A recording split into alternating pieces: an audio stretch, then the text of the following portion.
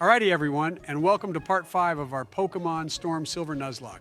We're already 5 episodes in and I've only got the second gym badge. No, thanks to Barry. So remember to smash that like and subscribe button. And it's already time to battle it out with our rival, Joe B. And let's see what his team is going to be now that we've got 2 badges, boys. And the main goal of this episode is to make it to Goldenrod City.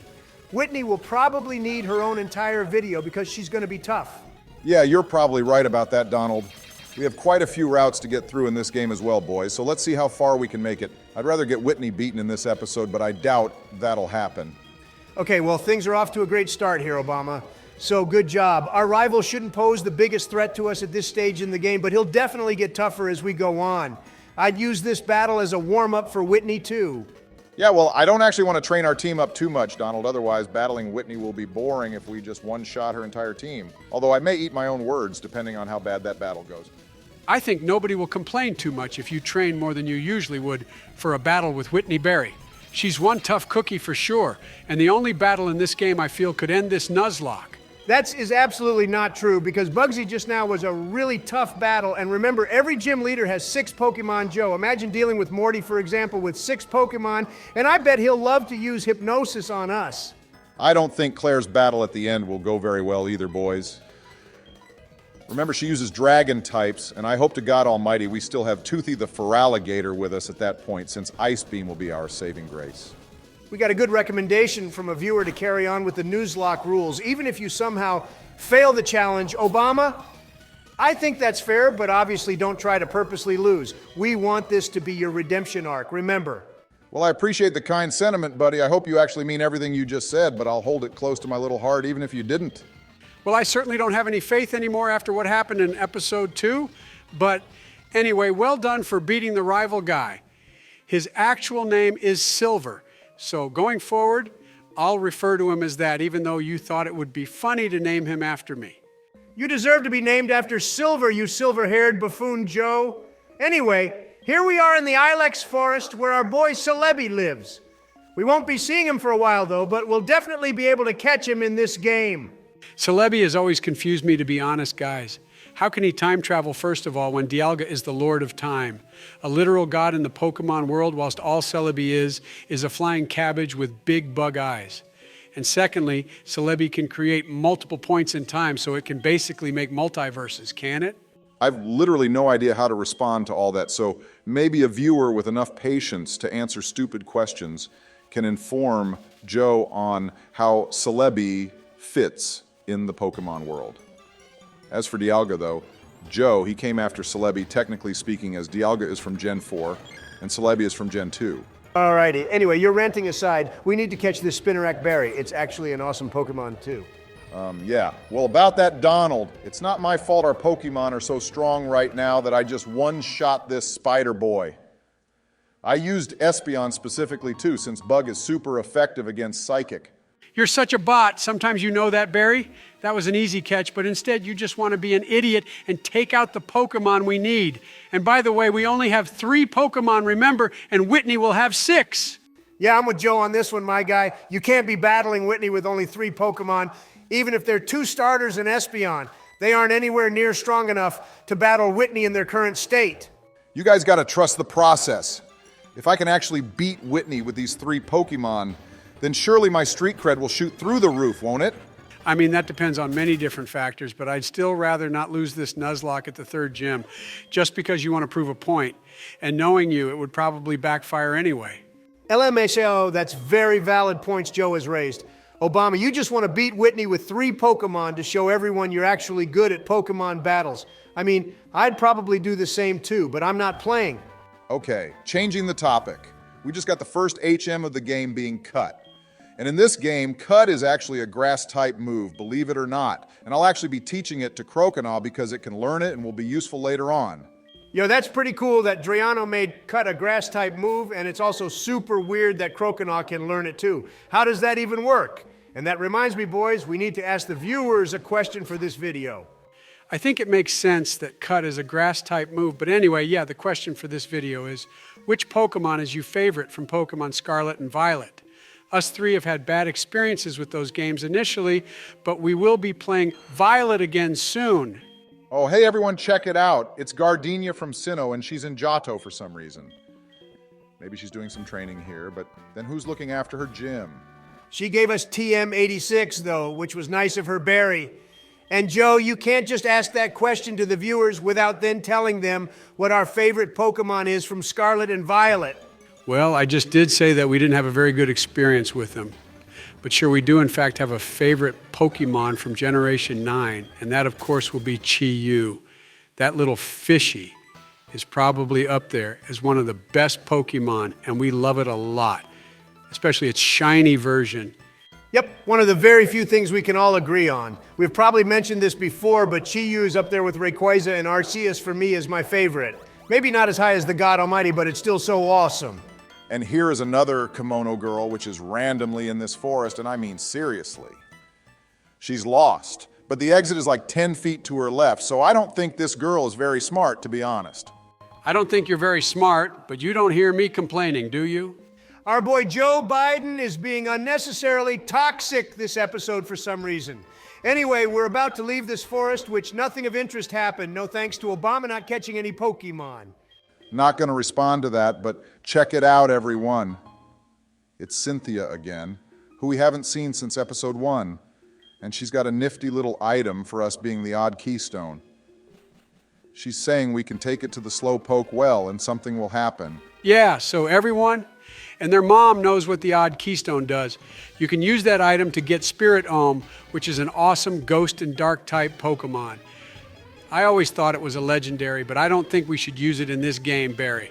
Just my personal opinion that it would make the game way too easy. I think the viewers should be the one to decide that, Joe, instead of you. But before that, we have a double battle here against two rich old people, which is great, because if we beat them, we'll get a shit ton of money. If we had the amulet coin on Espeon or something, though, Donald, we'd get even more money from these two old farts. But that aside, we're seeing some new Pokemon here, being Electric from Gen 3 and Snubbull from a Gen. I can't remember because it's a trash Pokemon. I agree with you on that take. Snubbull is just weird and I never liked it. And they even have a Spoink with them too, which is another Pokemon I personally never understood. Spoink was the Pokemon from the Gen 3 anime, which kept losing. It's Pearl, if any of our older viewers remember watching that. I miss the old anime days for sure. Those episodes gave a different feel to what we have now. I'd agree with that take. The older animes were definitely better. Anyway, we aren't even halfway through this battle, I don't think, boys, so get a move on. Will you, Barry? I have 2 Pokemon taken down and they only have 3 left. So I'm making some progress, even if it's slow. I'm just amazed that these Pokemon are able to take all these hits from Confusion and Power Gem even. We desperately need Psychic on Espeon as soon as possible. Well, I'm not sure what level Espeon will learn Psychic, but there is that guy in Kanto who can teach us the TM for Psychic in Sabrina City. How the hell does that help me right now, though, Donald? I've only got 2 gym badges, and what you're talking about requires us to beat the Elite Four and Champion, as well as some gyms in Kanto as well. Well, technically speaking, you can take on the gyms in Kanto in whichever order you want. Remember, which means we can head straight to Saffron City after getting the Snorlax to wake up if we still have to do that in this ROM hack. Okay, well, I beat the old people and got $8 grand in my pocket, and now you're gonna both watch me catch this Gulpin with the one great ball I have in my pocket right now, boys. Maybe we should have stocked up on more of those great balls back in Azalea Town, Barry, since you just messed the throw up, and now there's no chance of us being able to catch this thing. And Gulpin is a goated Pokemon, too. Yeah, this little green-nosed boogie just used poison gas on us, too, which would make a very useful move to have when we take on Whitney. All we'd have to do then is just stay alive whilst her Miltank gets knocked out to the poison. That's what I call a big brain strat. Okay, well, maybe I should have used another Pokemon to battle Gulpin. But on your point, Joe, I think that would make the battle way too easy. If we were to use poison gas like that, and I have to prove I'm a proper Pokemon trainer without using dirty tricks like that. Wow, you do really want to make the most difficult battle in Pokemon more difficult with your stubbornness. All right, fine. But if this goes south, Barry, you're officially banned from playing any game ever again, and I'll take a vote on that too. Hang on, we have more pressing matters at hand here, Donald. Lyra's grandma seems to think we're dating Lyra, which is the most blasphemous thing I've ever heard. I will not take that statement lightly. Look, she's really enjoying tormenting Lyra about this, who also only considers us a friend. I think it would be honored to go out with someone like me, especially when I'm going to be a big champion. Oh God, and now we're getting her phone number too, which is when the big spam calling is gonna start. Prepare to get harassed forever now, Obama. I hope you're ready for that Poke Walker to be buzzing every 10 seconds. Obama going to be bussing too by the end of this series, most likely Lamau. But anyway, now that she's left, we can finally get out of this super long route, which was joined to the forest, and get to probably one of the best cities in any Pokemon game ever, Goldenrod City. Goldenrod City is definitely up there as one of the best to ever do it, but I think Jubilife is more my vibe, and we all know that Castelia City and Unova is Donald's vibe, even though they didn't put your tower in. That's their loss anyway. My tower would have increased the tourism in Castelia, that's for sure, Barry. But anyway, here we are in Goldenrod, and as you can all see, there is another Quizmaster trainer in here. Yeah, so this fellow will give us the Sinnoh region starter Pokemon if we answer his Pokemon quiz correctly. So are you going to take this quiz, Barry, or do you think you're still good enough to battle Whitney with 3 Pokemon? I'm not going to be taking that quiz for now because I still think 3 Pokemon is all I'll need to battle Whitney Joe. Plus, we can always come back to him later if we're in a dire situation or something. I just want this battle with her to be extra challenging, you know? Yeah, well, let's see how that will work out for you, bro. In the meantime, we do actually have, guys, this other quiz to do in the radio tower to get Whitney back in her gym because right now she's off gallivanting about. This quiz is such a joke, though. The answers to them for anyone following along is yes, no, yes, yes, no. And then you pass. See, even I know that much, boys. Gosh darn, Joe actually knows something useful, LMAO. But anyway, yes, this quiz is quite easy. And after this, I think we should head into the gym and start getting warmed up. We're just going to ignore the fact that I messed up on one of the questions there. But anyway, yeah, good idea. Let's head into the gym now and start battling the trainers. And I actually know a direct route to Whitney in which we only have to take on 2 trainers in the gym. Whitney uses normal type Pokemon, which I always considered to be kind of weak and pointless. But God does she prove to everyone how they aren't. And ideally, we'd have a fighting type Pokemon to battle her, but that's not possible, sadly. Yeah, I'd also agree using fighting types in here is the way to go, honestly, but we have Espeon, who is just the most cracked Pokemon ever. And it was thanks to the viewer suggestion that we're using it too, because I guess they all thought I needed all the help I can get in this playthrough. Ain't that the truth? But anyway, this is your so-called direct route to Whitney, is it, Barry? Well, I guess these 2 trainers will be a good insight into what we can expect in our battle with her. Let's hope you don't completely make an ass of yourself in these ones, though. Damn, this trainer has 3 Pokemon, and her first is a goddamn Jigglypuff. Now, we all know what this little pink fur ball likes to do, which is use Sing. But luckily, this one doesn't have a marker in his head to draw on our faces. That was a little anime reference right there, everyone, for those of you who are slow in catching Joe's sick bars. And now I'm here battling a Happiny. Brock had this Pokemon, and somehow it was as strong as Superman. Yeah, I'd love for someone to explain to us how a Happiny could be so strong like Brock's in the anime. I never understood the unbridled strength that tiny little Pokemon had. It was unreal. And oh my God, the torture is beginning, boys. This stupid Clefairy is increasing its evasiveness by using Minimize, which means it'll be hard for us to land a hit on it. Yeah, well, we only need 1 attack to land Joe. Look how much damage Double Slap did to me as well. It was like getting poked by a feather. This is how my battle with Whitney will go. And anyway, I found a full restore and hyper potion earlier, so I'll have to use them strategically as I only have 1 of each. And that's trainer number 1 down, very good going. And now let's see what this other girl has on her team, but judging by how the first battle went, I think we're pretty good, to be honest, LMAO. Yeah, I'd agree with that, Donald. So far, so good, it seems. But I'm not going to be holding my breath anytime soon. Elmao, this battle could be the one to end it for us even before we reach Whitney. Well, now we're battling a Furret, boys, and what do you all think of this Pokemon? I don't particularly care about it, except there's that meme of it running forever, which makes no sense. It's all right, I guess, Barry. And would you look at that? We're getting +4 points for our special attack stat when we level up, which is mad to be fair. I'm actually really liking that. You've named Espeon after me now.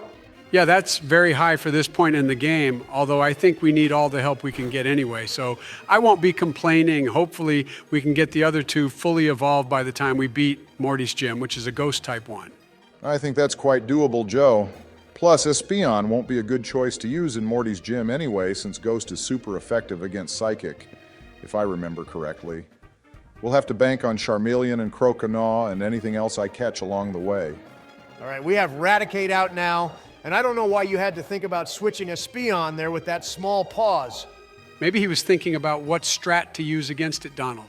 Or maybe he was remembering Blue's Raticate, which is now in Lavender Town. And now so is this one. All right, no need for that malicious chuckle of yours, Barry, over Eradicate getting taken out. That was quite rude, you know? My malicious chuckle is one of my key features now. I think Donald and you can all expect more malicious chuckling for the rest of this series. Well, on that note, I'm going to call it for this episode, boys. We're going to leave everyone on a cliffhanger for Whitney's battle. Now that's what I call malicious, but anyway, remember to hit that like and subscribe button, everyone. And thank you so much for watching too. Yes, there is actually a valid reason we're ending this here, but you'll have to stay tuned to find out why. Even Donald and I don't know the real reason. But anyway, see you all soon, everyone. Have a great weekend.